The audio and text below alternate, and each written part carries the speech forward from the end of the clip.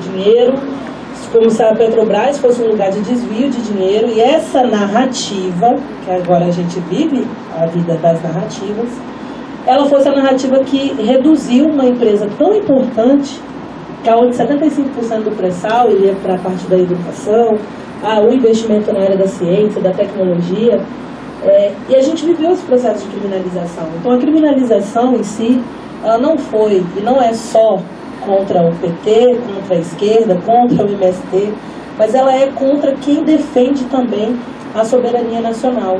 E isso nós sentimos muito quando o alvo foi a principal empresa estatal do Brasil, que, ao mesmo tempo, vista por nós uma grande oportunidade para os cidadãos brasileiros e para a nossa matriz energética, fazer com que o país se colocasse numa posição de competitividade perante ao mundo. Afinal de contas, a gente fazia parte do G7, a gente já estava no BRICS, a gente já estava dando o filho da empregada doméstica, a filha da empregada doméstica, estava fazendo medicina, estava fazendo engenharia, estava fazendo ciência sem fronteiras. Mas, quando vem o golpe não é contra ou apenas o sistema político. O golpe foi contra essa ascensão dos trabalhadores e das trabalhadoras. Então, nessa breve introdução, quando a gente, depois de tudo isso, depois do impeachment em 2016, depois da prisão do Lula em 2018, e principalmente sobrevivendo aos processos de desmonte, de leilões, de sucateamento da máquina pública, porque a gente sabia e a gente sabe, quando é leiloada a Petrobras, vai a privatização do aeroporto, vai a privatização do porto, vai a privatização da energia e vai a privatização da água. E aí tem uma frase que ela é muito simbólica de um indígena, que ela é o seguinte, que quando faltar a última gota de água, quando morrer o último peixe, quando cortarem a última árvore, os capitalistas vão entender que dinheiro não se come. É isso que nós estamos vivenciando hoje. É um debate de futuro. Portanto, não é só eleitoral, não é só político, não é só posicionamento partidário. Se trata de reformas estruturantes que a gente precisa ter no Brasil para que realmente a gente consiga pensar globalmente nesse futuro. Aí você fala, futuro de quem? Nós estamos aqui nesse presente, vivendo as agruras do presente e olhando para o nosso passado, para não cometer os erros do passado, mas principalmente pensando naquilo que é verdadeiramente as riquezas, vidas alheias, vidas humanas. Uma nova peça orçamentária. E o que o ministro Haddad fez? O ministro Haddad, Simone Tebet e a Esther Dweck. E aí o Lula foi genial quando ele resolve realmente criar um Ministério da Gestão, Inovação e Orçamento. Porque ele trouxe a categoria dos servidores públicos e dos trabalhadores estatais para uma proteção do Estado. Então, assim, vocês fazem parte do Estado brasileiro. Não é só o Exército que faz parte do Estado brasileiro. Aqui a gente tem um Exército Laranja, a gente tem o Exército da FUP, a gente tem o Exército dos Trabalhadores dos Portos, a gente tem o Exército dos Trabalhadores Federais. É isso que ele quer transformar. Então, esse exército nosso de trabalhadores e de trabalhadoras precisa ser valorizado. Então, é criado o Ministério da Inovação e Gestão. Recomposição salarial, rediscutindo o papel das categorias, os problemas do dia a dia. E aí eu posso dizer para vocês que tenho acompanhado assim, afinco a questões relacionadas principalmente à Petrobras. O nosso aeroporto já foi privatizado, mas a questão, por exemplo, dos colegas da Codesa. Vou dar um exemplo aqui para vocês. O processo de privatização da Codesa se concluiu em 2022. Foi feita a maior maldade, assim, pior do que foi feita com a privatização da Vale naquela época. Porque eles não venderam só o porto.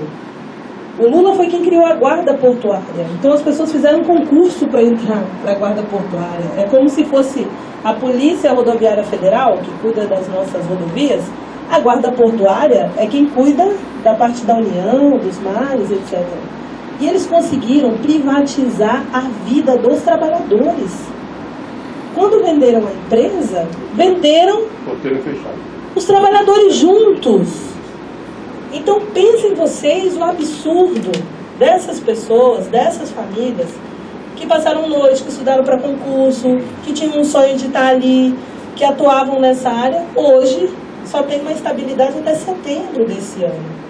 E a gente está lá buscando uma saída para esses companheiros e companheiras nossas serem realocados, serem reconhecidos, buscando todas as formas judiciais possíveis para que eles possam ser repatriados. Então, a maldade que ocorreu, quando alguém fala assim, olha, qual foi a maldade que foi deixada de legado dessa gestão? Esse foi o resultado, um estrago na vida de milhões e milhares de pessoas. E aqui no Espírito Santo tem um impacto muito grande. É o único porto privatizado do Brasil. Então a gente entende também que os leilões que aconteceram, que a privatização do aeroporto que aconteceu, isso coloca o Espírito Santo diante de um grande desafio na organização da proteção dos trabalhadores. A gente estava lá relatando um projeto sobre igualdade salarial e ao mesmo tempo sofrendo uma pressão porque eles achavam que dentro do projeto haviam pontos que poderiam tratar de revogação de pontos da reforma trabalhista. Então foram mais de 27 emendas, setores que interviram em bancadas para não serem votados. E como consequência disso, gente, no dia anterior, que teve uma votação, que foi a votação, o Lula fez uma medida provisória, vários PLNs, sobre revogar a questão do saneamento no Brasil. Nós aprovamos a urgência, conseguimos aprovar a urgência do projeto e estávamos ali lutando fielmente contra, na verdade, a reestatização do saneamento no Brasil. No dia seguinte, sabe o que aconteceu? Somente PT, PCdoB, PV e a federação, com o PSOL, votou a favor do projeto. Todos os demais votaram contra, inclusive aqueles que participam do governo. Então a luta, ela não está dada a partir de uma vitória eleitoral. A gente tem muitas conquistas, a gente tem feito um trabalho de ouvir os movimentos, ouvir as reivindicações. Tivemos recentemente aqui com o presidente da Petrobras, o Jean Paul, que estava a Patrícia, estava o Eric, estava o Hoffman, estava de boa parte da direção, até porque a gente precisa buscar se aproximar novamente, Como eu disse, ressignificar essa empresa é importante para o Brasil e para o mundo, por assim dizer. Mas nós estamos diante de um quadro que precisa ter organização, precisa ter mobilização popular, precisa ter bastante formação política, precisa ter leitura das conjunturas e quais são os passos que a gente vai conseguir dar nessa situação. Ao mesmo tempo, a gente consegue no outro dia, mesmo flexibilizando as emendas, os 27 pontos lá apresentados, até com voto de pessoas do PL, da extrema-direita, o projeto de igualdade salarial foi aprovado. Então, se tem apelo social, é isso que eu quero dizer para vocês, se tem um apelo social, nós vamos conseguir conter. Então, a gente não pode lutar sozinho, a gente precisa fazer parte de uma luta cada vez maior. Tem aí CPMI do 8 de janeiro, tem aí contrapartida instalada na Câmara, CPI do MST, que o alvo não é o MST. Não é o MST, gente. De longe ser o Movimento Sem Terra ser o alvo. É a terceira CPI. É a terceira CPI do MST que tem. Então, é a criminalização. É praticamente, a gente precisa transformar essa CPI do MST na CPI da grilagem. Porque o que acontece no norte do estado, a gente sabe o que acontece no norte do estado quando a gente fala sobre a questão das terras que fazem inclusive fronteira ali com o porto ali, com o polo norte da Petrobras. A gente conhece pessoalmente, a gente está lá junto, É na AGU, no Ministério de Minas e Energia, junto com o presidente Jean Paul. mas é porque a gente tem uma causa que é maior, que é a causa dos capixabas, que é a causa de todo o povo brasileiro, que é a causa da soberania, que é a causa do meio ambiente, e a gente vai construir esse país de novo pela mão dos trabalhadores e das trabalhadoras. Muito obrigada.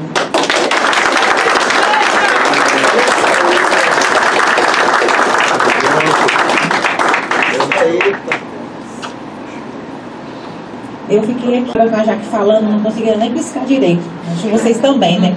Então, eu não sei como é que está a sua agenda, Jaque. Estou aqui com vocês agora. Se vocês querem fazer alguma pergunta para ela. Pedro. Sindicato do Norte. As companheiras, Pedro Mala, mas que é o nome da luta sindical, sabe? Desde 1977. Primeiro, muito prazer, eu posso dizer que com outros companheiros que estão hoje aposentados, nós construímos uma Petrobras que esta hoje quer estar, que poderia estar melhor, né? Mas nossa deputada aqui já fez aqui um histórico bem perfeito do que foi o golpe, que na verdade eu considero a partir de 2014, o lançamento da Lava Jato. Ali teve a greve de 2013, né? E ali os Black Bloc aproveitaram e pegaram a onda, né? Mas assim,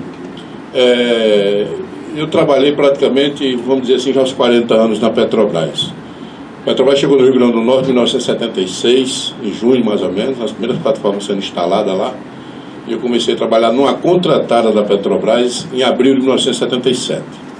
Saí da Petrobras, eu me desvinculei por aposentadoria já no final de 2016. E vivi a vida da Petrobras no Rio Grande do Norte, né?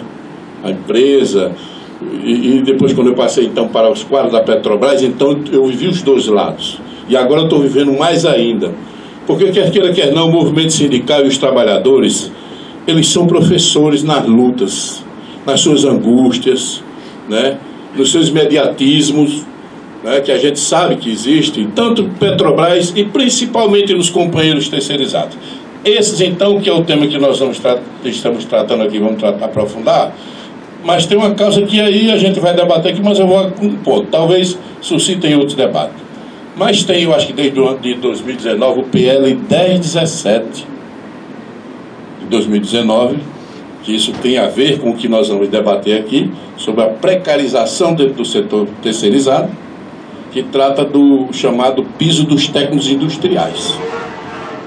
E aqui vai um apelo nosso, claro, não só do Rio Grande do Norte, porque nós lá também estamos cobrando a nossa companheira lá, Natália Mineiro, tá? Os companheiros, nós estamos lá juntos.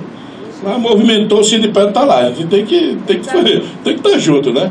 E nós vamos também reforçar aqui, né, com a senhora deputada aí, que a gente possa também, retomar esse PL aí. Claro que nós sabemos, como está bem claro, que é um governo de disputa.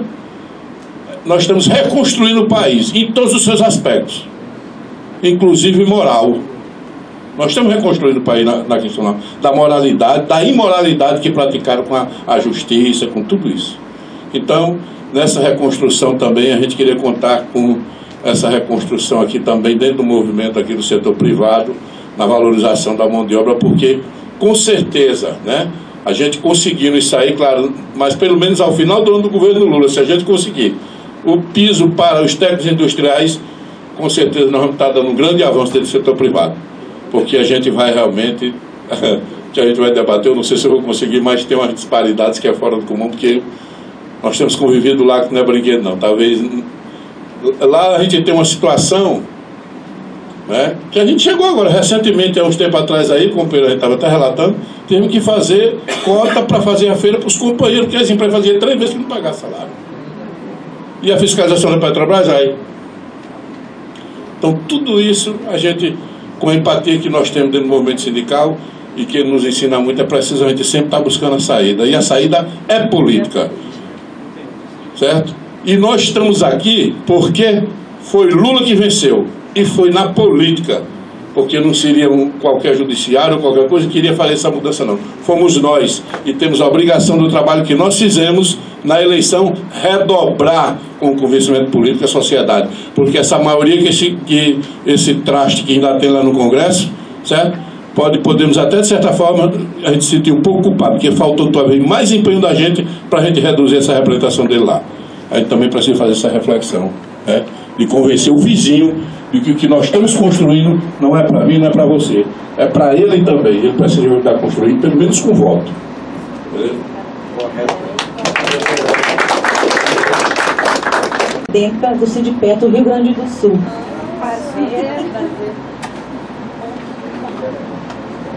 Então tá, companheiras, companheiros, boa noite. Eu vou aproveitar aqui que o companheiro Pedro Mala, né? Pedro Mala, aproveitou para fazer um pedido, e eu acho que eu vou fazer um pedido também, deputada, porque nós, nesse processo aí agora que nós estamos de reconstrução dos direitos dos trabalhadores e das trabalhadoras, de reconstrução também das políticas de saúde e segurança. Algumas das nossas normas regulamentadoras foram devastadas, aí, tiveram alterações, né, complicadas, e uma em especial para nós, de toda a categoria petroleira, como um todo, né, aqui inclusive a gente estava discutindo o que é a categoria petroleira, foi a questão do fim das comissões estaduais e nacional do benzeno. Tá? E agora nós estamos nos rearticulando lá no Rio Grande do Sul, a gente está nos organizando lá com a Superintendência Regional do Trabalho, com os deputados lá, o deputado estadual Miguel Rosseto e o deputado federal Elvino Bongás, para a gente recriar essas comissões, reinstalar essas comissões. E porque, inclusive, já existe uma revisão, não sei se provavelmente aqui, não sei se vocês estão acompanhando, mas já tem uma revisão do anexo da NR15, que é a norma regulamentadora dos agentes químicos, prontinha, ela já está prontinha para colocar limite de exposição ao benzeno, limite de exposição e limite de ação, né? Que hoje ele é qualitativo, não quantitativo. Existe benzeno, é cancerígeno ao ser humano, então não existe limite de exposição. E essa norma de regulamentador já está prontinha, só para ser aprovada, tá? Então a gente fez articulações internas para tentar segurar isso dentro do Ministério do Trabalho, e eu estou trazendo aqui para conhecimento teu e também, né, dentro do que tu tiver ação sobre isso, porque no momento em que isso for aprovado, né, esse limite, porque assim, ó, eles se baseiam nas normas europeias, mas tem outras coisas que as normas europeias fazem que nós não estamos fazendo aqui para poder chegar a estabelecer um limite de exposição, né? Então, pega lá a parte que convém e a parte que não convém deixa, né? E aí a gente ficou muito preocupado porque, assim, como o governo demorou para conseguir tomar posse nas coisas, tem os bolsonaristas que estão dentro na Petrobras, em todos os lugares, estão lá tentando sempre implementar as coisas. A gente tentou correr lá na frente, tentou suspender, pelo menos que isso fosse a votação. A informação que a gente tem agora é que está suspenso, que as próximas reuniões que serão para reorganização dessas comissões de trabalho, tripartite, etc. Mas é que nem tu falou, né? É um governo sempre em disputa, esses espaços estão sempre em disputa. Até assim, uma das coisas que, como tu falou também antes, foi muito ruim a gente ter que passar por tudo isso que a gente passou, mas às vezes a gente precisa aprender na dor, né? Não adianta a gente só falar, olha, o golpe não é contra Dilma, olha, né? Precisou viver as coisas. Ao ponto que a gente hoje, pelo menos perante os petroleiros, Petrobras, a gente consegue fazer uma assembleia e falar só de política, né? Fazer uma assembleia para falar de acordo coletivo e falar só de política. Porque finalmente eles conseguiram entender como a política influencia as nossas vidas, né? E muito provavelmente esse vai ser um dos nossos debates aqui que nós vamos ter que fazer com os nossos companheiros do setor privado também. Como a política influencia as suas vidas, né, as nossas vidas como petroleiros do Petrobras e para quem é petroleiro do setor privado, como influencia. Mas fica esse registro aqui, né, de uma das nossas frentes de luta, né, que nós estamos aí buscando esses apoios. Obrigada.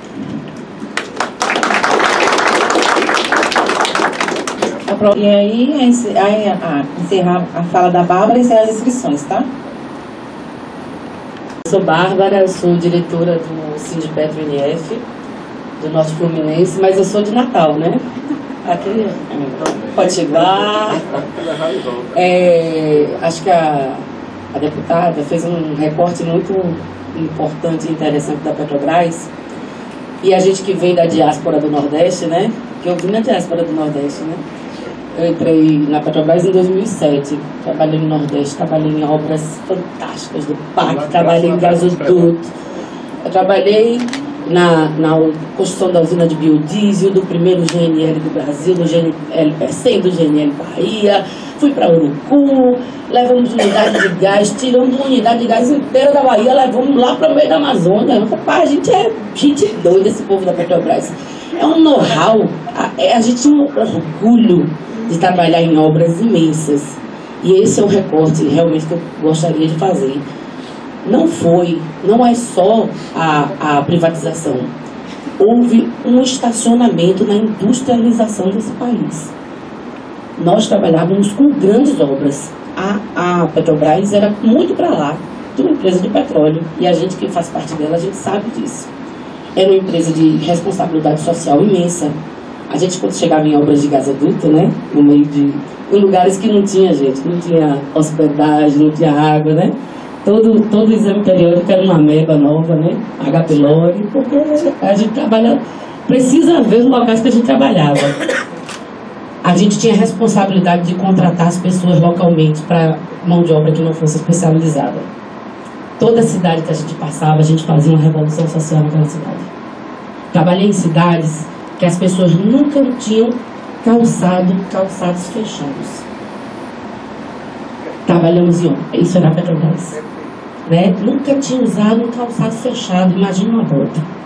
Trabalhei, inclusive, era bem difícil porque eu sou técnica em segurança, e como é que a gente ensinava segurança de trabalho para aquelas pessoas que não eram, inclusive, alfabetizadas?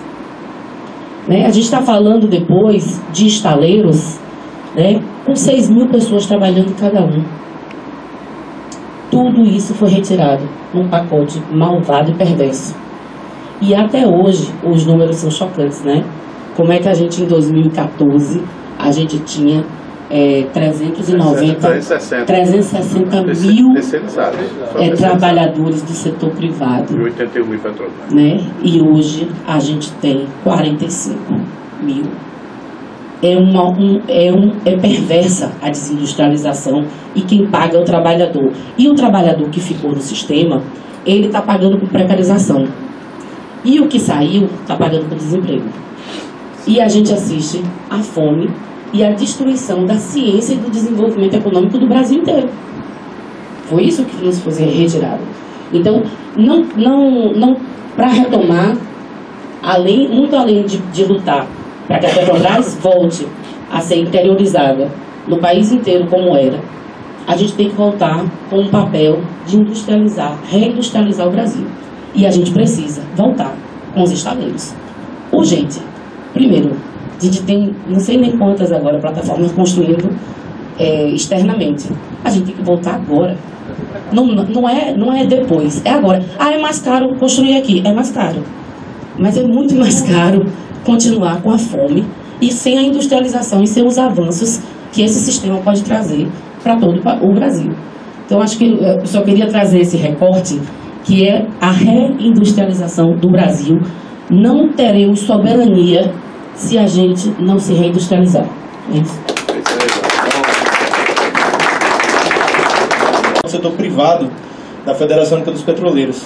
E o que aconteceu nos últimos anos foi justamente a destruição de todo o arcabouço que nós criamos, de direitos, de emprego, de investimento, de industrialização, durante o primeiro e o segundo governo Lula e o primeiro governo Dilma. Né? Todo esse arcabouço nós vimos agora sendo atacado e destruído por esses dois governos que passaram, o governo golpista, né, e o governo nazifascista do Bolsonaro. E nesse processo, nós vimos trabalhadores perdendo emprego, tendo salários reduzidos, perdendo plano de saúde, trabalhador tendo que escolher qual filho que ele coloca no plano de saúde, dentro do sistema da Petrobras, dentro dos terceirizados.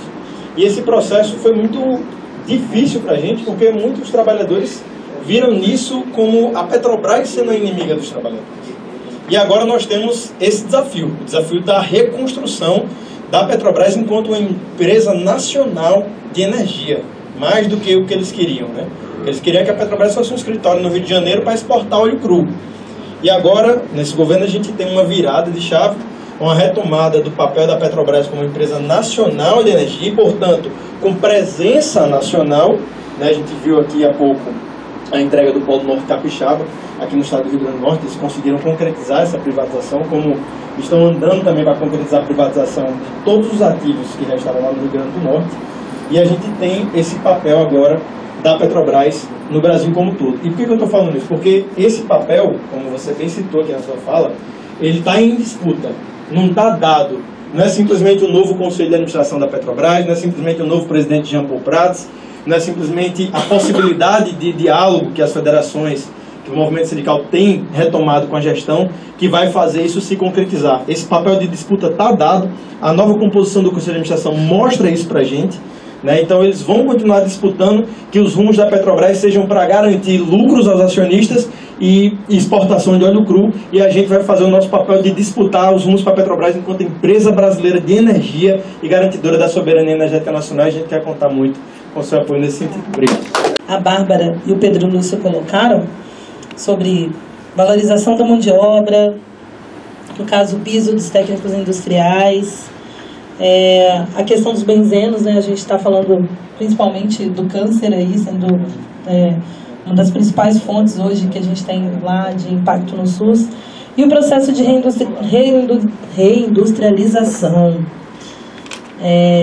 E aí, eu acho que o tema de vocês, eles vão se conectando, porque não interessa de qual parte do Brasil que a gente fala, mas a gente sempre fala da destruição que foi diante de conquistas que são históricas, né? Conquistas, inclusive, constitucionais, que vêm desde 88.